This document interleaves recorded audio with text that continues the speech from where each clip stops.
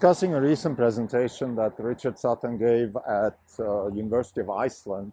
It was a conference about AGI. So I think it's worth discussing his idea of OAK, which is architecture for a continuous learning model. Sutton has been vocal about this for a while now. I think that's his sort of big project now, to build an intelligence that continuously learns and that figures out on its own what it needs to learn to pursue its goals. I think this is unbelievably fascinating in many ways. I think it's interesting from a philosophical perspective, of course, because it really makes you understand what actually intelligence is just by thinking about this. Whether you agree with Sutton or not, that's even not that important. I think what's important is just thinking about it and trying to grasp his concept of intelligence. And then, you can obviously agree or disagree. I think it's an interesting question from an algorithmic perspective, and then, of course, from an engineering perspective, also very interesting. So I'm going to discuss his presentation and then, discuss my thoughts about it and how we feel about this type of approach towards AGI as it relates to our investments. We have basically our whole fund is driven by real-world AI. So we are investing in robotics, we're investing in technologies that help robots get trained, help robots get manufactured, like Tesla and NVIDIA. And we're also obviously looking for other types of investment in that realm. This is not even wrong podcast. It's August 21st, 2025. This is Crim Delco. For the year, we are down 11.7%. The market is up 8.5%. We're underperforming by 20.2%. So this is a presentation that Sutton gave at the University of Iceland. I think it had to do with singularity and AGI and things like that. I didn't follow the conference very closely, and I just looked at his presentation, and I think it's the first time that I've seen him present the actual algorithm that, in principle, can enable continuous learning. So let me go through the steps. And of course, presentations in the show notes for people who want to dig deeper. There's also references to papers. So fundamentally, what Sutton is saying is the following. Like, you have design space and you have runtime space. And what you want is, you want the agent to continuously learn in runtime space. So while it's acting in the world, online, interacting with the world, actively learning and getting better at pursuing its goal. He doesn't want any kind of human explicit knowledge in the algorithm. It's all about understanding what it takes for the agent to acquire the knowledge that it needs to keep learning and getting better at the tasks at hand. So, for example, the 1-month-old infant doesn't know that she wants to study physics at Berkeley. She doesn't know that she wants to become a professor for astrophysics or whatever it is. What I'm trying to say is that she has no idea that that's her goal. Her goal is to learn how to grasp things, or how to react to the mother's voice, or so on and so forth. But with all these small steps, she's developing and learning, and eventually she's going to do very big things, very complex things. Intelligence is defined as an agent that can experience the world and act in the world. There's a bit more formal expression that I found in a PhD thesis, which I'm actually going to discuss in a later podcast series. It's a thesis about generative AI and how that can help us learn. So it's kind of an interesting segue here into sort of a multiverse interpretation of AGI, which I think is really fascinating. But what I want to say here about that is just that the actual The actual definition, formal definition, is something along the lines of that you have E, which is, big E, capital E, which is the action space, and that's each particular action is E over K, and K is the Kolmogorov complexity of a string, and that string represents all the possible actions in the world. So you can think about it this way. Kolmogorov complexity is, you have a certain string of numbers. How complex is, can you express this string in a simpler way? For example, 1, 2, 3, 4, 5, 6, 7, and so forth, the natural numbers can be expressed in just m plus 1 infinity. So it's not very complex, right? But the world is much more complex, and Kolmogorov complexity tries to capture that mathematically, because that string that represents all possible actions in the world is very large, and you can't, and there's a concept in Stefan Wolfram's work, A New Kind of Science, where he talks about computational irreducibility.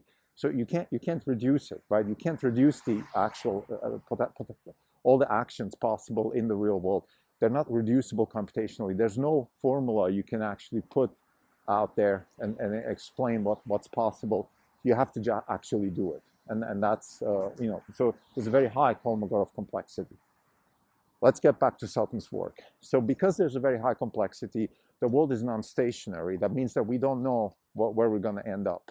The infant learns from the mother's voice. The infant learns that the mother's voice has a certain intonation that is associated with good outcomes and a certain intonation that is associated with bad outcomes. Oh, you're so cute is a good outcome. You might get a kiss, or you might even get like maybe a bit of milk.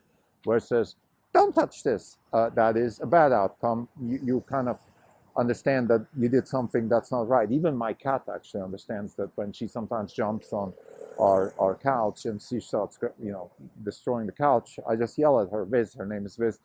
I raise my voice and she knows that there's something wrong. That's not a good thing to whatever she's doing, and she runs away. So she learned that. She learned because there's a bad outcome. Even if the bad outcome is just me yelling at her, obviously I'm not hurting her or anything, but just the yelling itself. And actually, when she was very young, we used to spray water in her face just to make it clear that we're not happy with, let's say, when she peed on the couch and things like that.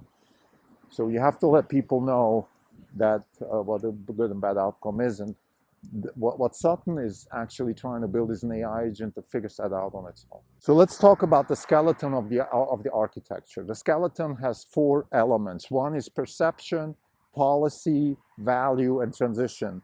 I'm going to talk about this, and then I'm going to add the oak architecture idea to it, which will refine those. So perception is a state vector of states. So that's what it is, right? So where am I? What's the state that I'm in? So the infant has a certain space of vectors, state vectors. It understands roughly where it stands, where he stands, and what the situation is. The policy is, now you're going to try to predict the next move. I want to touch a toy. I want to touch a toy. That's my predicted next move. The value is I'm gonna get a certain value, like how much is this move worth? And the transition is I'm gonna evaluate counterfactuals. Well, what other moves could I do that are known to me? I could touch the toy. I could maybe pee. I could do all kinds of things, right? And then I make a decision, and I maybe touch a hot plate, and I start crying, and I get negative reinforcement to never touch a plate again. Or I touch the toy, and I get joy out of it. My dopamine level goes up, and I get positive reinforcement. So I keep touching toys, and I actually keep longing for toys, and toys become a positive reinforcement even for other actions. Now, what the oak architecture does, it starts introducing what Sutton calls options. So what he's trying to say here is that what we're trying to do is try to expand our state vector, and try to expand our action space, and try to expand our counterfactuals. And the way we do that is by learning how features can be helpful to us. So if I'm an infant, I might sit somewhere and touch a toy, but there might be a feature called crawling that if I do that, I can actually go and grab a biscuit somewhere.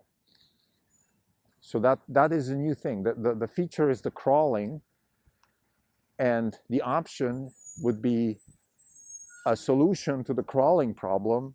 In other words, I solve the crawling problem, I learn how to crawl, so now I have an option, and I add it to my counterfactual, and I can also add it to my value function. So in other words, when I evaluate my transition from sitting towards what should I do next, I now have the option to touch whatever's around me or crawl somewhere else. And then once I learn how to crawl, I might learn how to climb, and I might learn how to go down something, and I might learn how to maybe pretend that I'm crying so mom comes and gives me food. So I start learning and learning and learning and learning, and that's what a continual learning agent actually does. So it learns its own features and how to solve for those features. I think that's the key. That's the key of the oak architecture. Oak stands for option and knowledge. Now, I'm not quite 100% sure about the nomenclature, and it's not really important. I mean, we're talking exactly about an algorithm that is trying to abstract away from human knowledge, so we don't need to be entangled here with definitions, but we still need to use a language to discuss these things. So that's why an option is a solution to a feature. So again, a feature would be crawling, and the solution is simply knowing how to crawl. So that's an option. Another option is to cry. Learn how to cry just to pretend to cry. This, of course, as you can see, this becomes really interesting, child psychology. Well, why are children not lying all the time? They seem to get better results. Well, maybe because if you iterate this enough and your value function maybe starts increasing in the short run, but in the long run, your value function with lying actually decreases. So it's not a good idea. So that would be something Jordan Peterson talks about. And actually Sutton talks about this also in his presentation, that we have these types of problems. We have these types of good discussions in psychology. We have them in control theory, and now we have them in AGI. So this is not all new. I mean, if you look at his papers, sometimes they go back to the 1960s or even earlier, because these types of problems have been thought about for quite a while. The difference, why we actually talk about this today in a more serious context, in a more context of it's happening and we need to think about it really hard, is because we have the compute power. Because the fundamental thesis of Sutton is that it's only compute that limits us, right? It's not our knowledge, it's not our algorithms. We want to constrain our intelligent agent simply on compute. Now, to me personally, the biggest idea here is the idea that you can actually have very, very simple goals which are tied to the rewards. So in other words, that thing that Sutton calls good outcome, which is, that's your goal. You want to have good outcomes. And the outcomes are very simple. Like again, it starts with mom being happy about your particular action, and it ends up you studying physics at Berkeley. So a very simple rule. So this is very akin to Stefan Wolfram's cellular automata. Very similar. It comes from a different perspective, and it has a different solution, because Sutton's approach is a simple rule leads to complex behavior of the agent within an even more complex environment. Wolfram's idea of cellular automata just explains how a system can start with simple rules and then become a complex system. So if you will, Wolfram explains how nature happened, and Sutton explains how agents can move in that nature. But the really great idea, the amazing idea, in my opinion, or the way to think about this, which is intriguing to me, is that we can really start with very simple rules. For example, maximize for good outcomes. Now, of course, you might ask me, what the hell is good outcome, right? Let's put that aside for a second. This is a big question. And Sutton is not able to answer it properly. He's asked in the Q&A about it. How do I even define what is good? Well, what is a goal, right, in this context? And Sutton says, here's the thing, right? In nature, agents, humans and bacteria and chimpanzees, they don't know their goals. Like, we don't know our goals. So what we follow is some sort of meta abstract goal that we don't even know about. Like, again, the good outcome. Like, when the infant doesn't know that she wants to study physics, but she pursues small steps and ends up there, and that's considered a good outcome for most families. So that brings us to the question, okay, well, what if we design this thing? Look, yes, we want to have a runtime intelligence, but we still have to design. It's not going to design itself, or at least not anytime soon. So we have to design it, and we have to give it some goals. Like, it has to have something. When Sutton and Silver worked on AlphaGo or Atari or whatever they did in the PhD, and then later on Silver et al. Worked on AlphaGo within DeepMind, there was a clear goal. You want to win the game. They did not specify how that should happen, right? That's the beauty, that's move 37. They did not specify at all how that should happen, but they did have a clear overarching goal, which is winning the game. And I think this is why some people, let's say there's this person, I think from DeepMind, who suggested, why don't we just put, like, the overarching goal should just be make money in the markets, right, for example.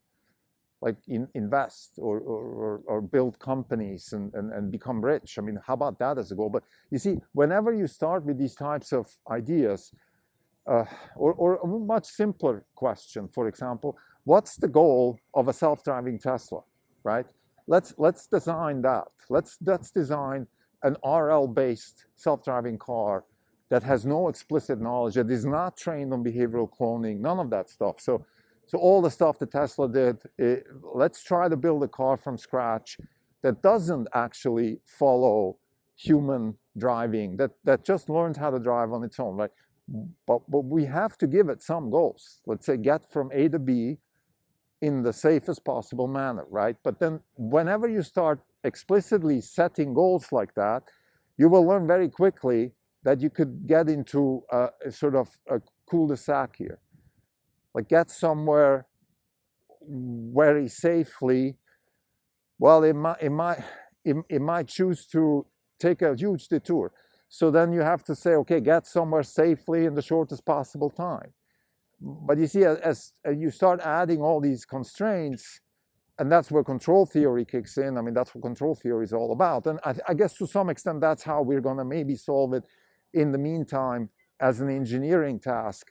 We just have to figure out the constraints. And this goes back to the discussion I just had recently about big projects, how are big projects done, think slow, act fast. So yeah, maybe you should take your time a little bit. Think about how you want to design the goals of an agent.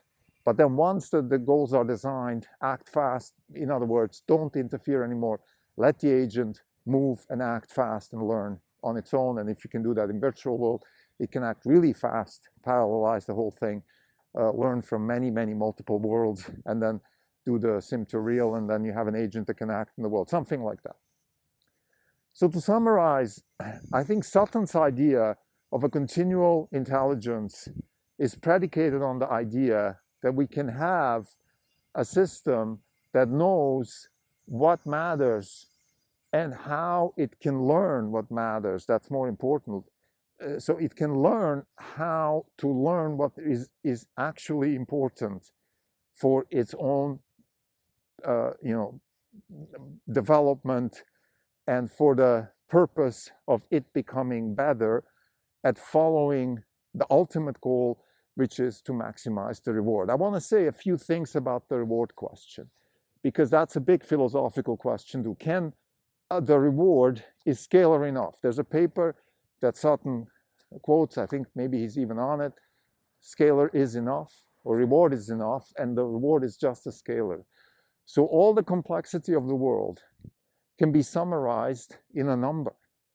And that number is the scalar, that is the value that you get as an agent when you evaluate your action space. And you will evaluate that action space by giving those actions values, and then the highest value will be the action that you choose. That's the idea. And you can do that and get to very, very complex behavior with a very, very simple scalar. That's the idea. Now, there's a lot of engineering, intricacies and practical problems to solve, but fundamentally, this idea, I think it's incredibly strong, and that's why it reminds me also of Wolfram. I think we start very simple. Like, this is not like Kolmogorov complexity is a problem that is not tractable to us. So we have to, the Kolmogorov complexity that reality represents to us is computationally irreducible. We can't find shortcuts to reality. The only way we can understand reality is by actually try and error, do it, and figure out what works and what doesn't. And I think that's why, and that is going to be probably my next discussion, is going to be about how we can do this in virtual world with generative AI. We can generate worlds and then have the agent, through try and error, figure out what works and what doesn't, and then figure out the sim to real, and then have actually agents that are super intelligent in the sense that they had a lot more looks than we humans have, because they have a lot more lives. They have the ability to literally walk through the multiverse and understand the multiverse in real time, and then learn from it, versus it looks like the way we interpret, at least at the current knowledge of physics, somehow we are part of a multiverse, but we don't communicate with the other multiverses, so we don't have the computational power nor the knowledge from all the multiverses. But a potential AI agent trained on generative AI of generated worlds could do that. Now, there's a problem there, and that is you're kind of getting into a catch-22, because Sutton doesn't want any explicit knowledge. He doesn't want world models. So how the hell are we supposed to learn if we don't have a world model? And Sutton says, just learn from experience. That's true. But if we do that and follow him specifically, I think what that means is that the agent is only going to be exposed to its own world, to one world. And maybe if we could parallelize this could be faster. So again, to summarize one more time, I think it's an incredibly interesting idea. It's a good starting point. There's a lot of things we can tweak and get better at, but overall, I think this idea of continual learning that Sutton is presenting here is worth pursuing, and I think it's the future of AGI. Thank you.